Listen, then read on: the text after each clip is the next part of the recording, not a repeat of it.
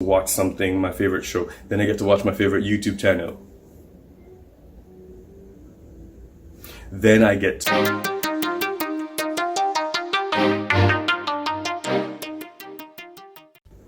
And welcome back to the Angry Teacher channel. I'm Richard Williams, the Angry Teacher, and today I'm glad you're here. If it's your first time here, thanks for coming by. I need you to chill with us and kind of get into the videos. Peruse the channel and see what videos interest you, what playlists interest you, and just check them out and hit the likes, hit the subscribe, and the notification so you can figure out how to navigate this crazy world of education and whatever else we get into on this channel. If you've been here before, thanks for coming by. You know, I love you all to death. I love the communication. I love the comments. I love the likes. I love when you view the videos because you build the channel you build. Or your professor has given you your syllabus. He tells you when to expect exams, when to expect all these quizzes. He's given you the books. You've gotten the books. You've gone to the lectures. You've made the notes. You've done all this stuff. Now, there's an exam coming up. There's a quiz coming up. What the heck do you do with all this information? It's too much all over the place. There's no study guide unless you create one. Let's get into the video and figure out how to create a study guide. Number one, link the format or make the format fit the function. What I mean by that, make sure you know what your learning preferences or your learning style. So even if you have a book with all just words, and a couple of graphics, and that is not your way of studying or how you study, then when you make your study guide, fashion time in for you to make it yours. If you have to reread it because you're an auditory learner, make sure that you read it to yourself, or make sure that you ask the professor for permission, obviously, and then you record the lectures. So that will help you retain it better. If you like the colors on the book is boring, it's just black and white, then you need to go ahead and buy a set of highlighters, and then you highlight different parts. Or when you're rewriting your notes or retyping your notes, you highlight the different parts that make it more interesting to you. So you need to know how you study, know who you are as a student, and then figure out how to make that into your study sessions. So organization is key. You got to be organized to know how to navigate a particular course. You have about 4/5/6/7, depending on who you are as a student, to know how to navigate these courses. So you got to figure out what the professor wants and figure out what you can do to study the material better so you can pass that exam.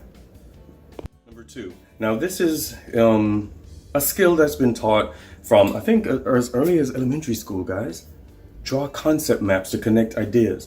While you're reading or while something is being explained, kind of see if you can connect the ideas. You write it down, draw it out.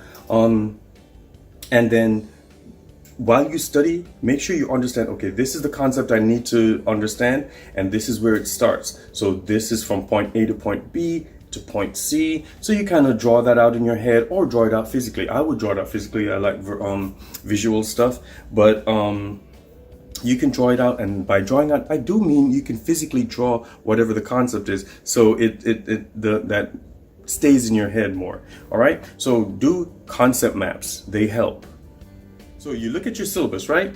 And you see the last test we did this, the next test we're doing this. In between, there is a lot of things that you need to cover. Make a checklist. That's what I do. I have a checklist for everything.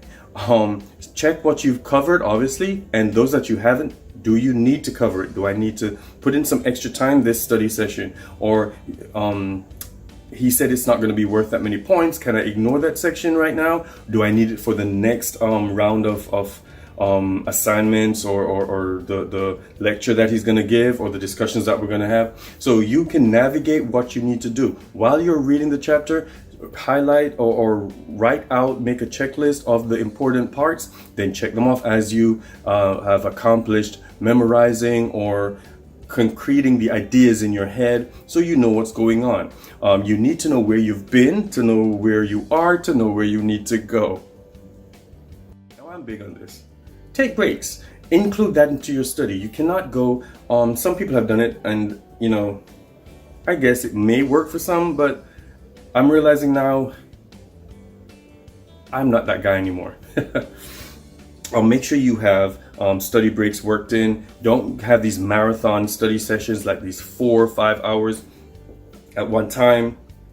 Take a break, reward yourself, especially if it's a hard subject and it's taking you a while to get it, and you have a lot of time because you've been watching my videos, so you know that you need to pay attention to when something is given, so you have a lot of time to study.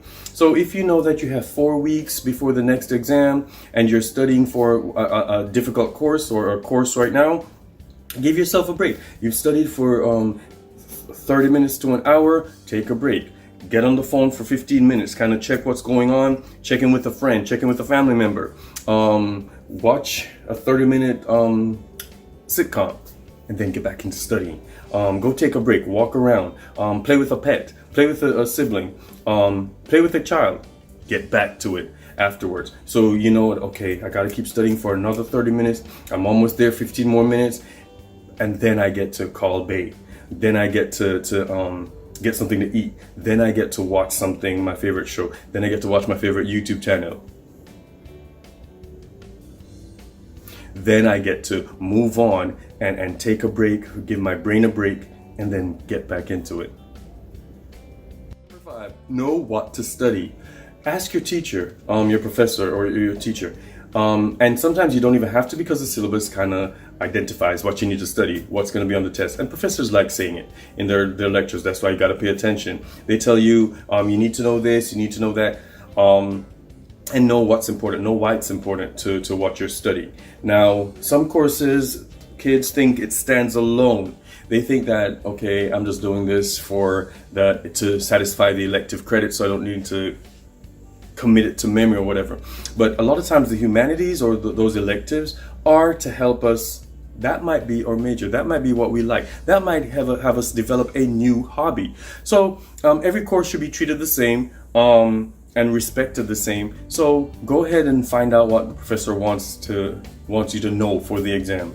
If they don't put it in the syllabus, if they don't explicitly say it, go ahead and ask them during their office hours or email them.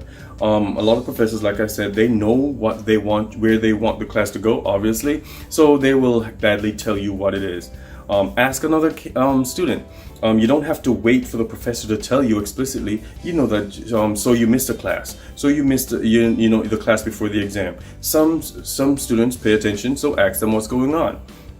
And know why it connects to the next section of the text versus where it's coming from. So you know, the one in the middle, okay, he wants us to understand how to finally complete building a car, or how to do the draft of a blueprint for a building. So he said we should read chapters 3 and 6, and we can figure out what's going on. So I need to pay attention to these parts, because at the end product is going to be building making the draft. All right, so these are things you need to figure out in your head, figure out from the professor, figure out from the syllabus, and then you'll know what to study. Number 6, organize yourself. Go through all the materials. Have all your materials available. If you have a class where you're going to have to do some form of skills, see if you have all the equipment ready, if you have the text ready, if you have your highlighters, your erasers, your spacing, your desk. Everything needs to be ready for you to study. If you're coming in haphazard, you're running late and stuff is a mess, and you can't, while you're studying, you have to be searching for another sheet of paper that you knew you had in there somewhere, so you're ruffling through your book bag. It takes time, and it takes your brain out of study mode into, I'm searching for something, I'm searching for something, I'm searching for something. And you have your brain's going to be scattered, your ideas are going to be scattered, your studying will be scattered, and I'm not sure if it's going to be an effective study session for you. So organize your space as much as you can. Some of us are doing too much, so we can't really focus and have a lot of time to organize. But it doesn't have to be one set of, I'm going to use 30 minutes to organize my space. No, every now and then, if you know you're going to be studying all out on Saturday, then you know that Thursday, Friday, Wednesday even, you can kind of start putting stuff in your desk, putting stuff in your area, getting your stuff to the place where I can have an organized space, an organized study session. So once I start, I'm good to go. Number 7. Pay attention to the crazies. Depending on the lecture that was given, depending on the textbook, Pay attention to the bolded words. Pay attention to the highlighted words. Or you go ahead and highlight, if it's your book, or if it's your notes, go ahead and highlight what he kind of kept hammering in class in the lecture. Use different colors. Circle if you're used to squaring stuff. What information to prioritize. How do you prioritize it? If there's a graphic that you need to study, the cells of a body or whatever it is, go ahead and use color. Make sure you highlight the even though you've drawn it out and you've indicated that what you've named the different parts, highlight the parts that were giving you trouble or the ones that you've accomplished. You know that by heart. Just make sure that your notes stand out. Make sure that your notes are different from what you read in the book. Make sure that while you're reading, you highlight the words you don't know, so you can quickly look them up. So every time you see the word or every time you use something connected to the word, it makes sense to you. So these are the crazies, the things that are not specific to, it's not just in the book, it's something that you need to pay attention to that you normally wouldn't. All right, highlight, circle, put those on your note cards, put that in your Quizlet study flashcards.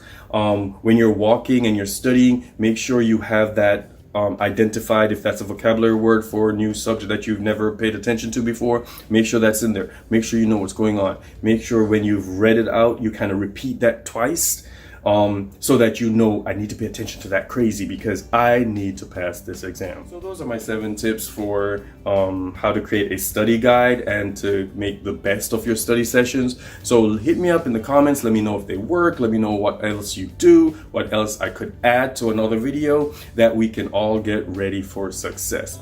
And once again, don't believe this is just for students. Well, not just for kids, because students, I'm going back, I'm doing some stuff.